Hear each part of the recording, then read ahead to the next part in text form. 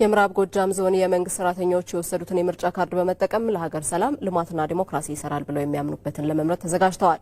ዛሬ በእጃቸው የያዙት የምርጫ ካርድ ለሀገር የወደፊት ዕጣ ፈንታ ትልቅ ዋጋ ያለው መሆኑን በመገንዘብ ዜጎች በድምጽ መስጫው ቀን የነቃ ተሳትፎ ሊያደርጉ እንደሚገባም ጥሪ አቅርበዋል። ሳሙኤል ወርቃየው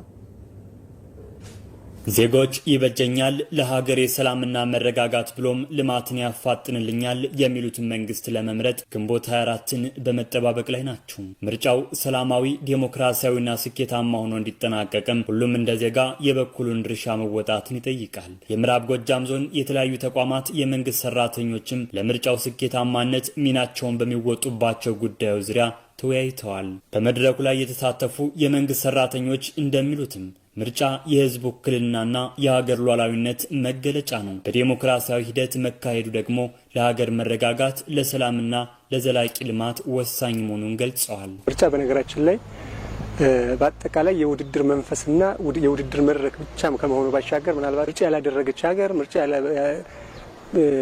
በምርጫ ያልተሳተፈ ህዝብ ምን ያህል በክልል ምክር ቤት በተወካዮች ምክር ቤት አጠቃላይ የህዝብ የሰላምና የልማት ጥያቄዎችንም ጭምር አካቶ አጠቃሎ ለሚያነሱ ወኪሎቻችን እስከሆነ ድረስ ዛጋ በእጩ ድረስ ምን ወክል ምርጫ እጅግ በጣም አስፈላጊ ነው። ለአንድ ሀገር እድገት በተለይም የዲሞክራሲ ስርዓትን ኤክሰርሳይዝ ለማድረግ ዲሞክራሲ ባህላችን ለማዳበር እጅግ በጣም አስፈላጊ እንደሆነ አምናለሁ ማለት ነው። የምዕራብ ጎጃም ዞን ዋና አስተዳዳሪ አቶ ድሜ አለማንተነህ በበኩላቸው ምርጫ ህዝቡ በህገ መንግስት የተሰጠውን የመምረጥና የመመረጥ መብት የሚጠቀምበት የዲሞክራሲ መገለጫ መሆኑን ገልጸዋል። ስልጣንን በኃይል መያዝ ሀገር ላይ አለመረጋጋት እንደሚፈጥር በማስገንዘብ ህጋዊና ህዝባዊ መንግስት መመስረት የምርጫው ዋና ግብ መሆኑንም አብራርተዋል። ስልጣን ህጋዊ በሆነ መንገድ ማታገኝ ከሆነ ወይም ደግሞ ማትይዝ ከሆነ ቀጣይነት ያለውም በህዝብ ላይ አመኔታን የማግኘት ጉዳይም ጥያቄ ምልክት ውስጥ እየገባ ይሄዳል።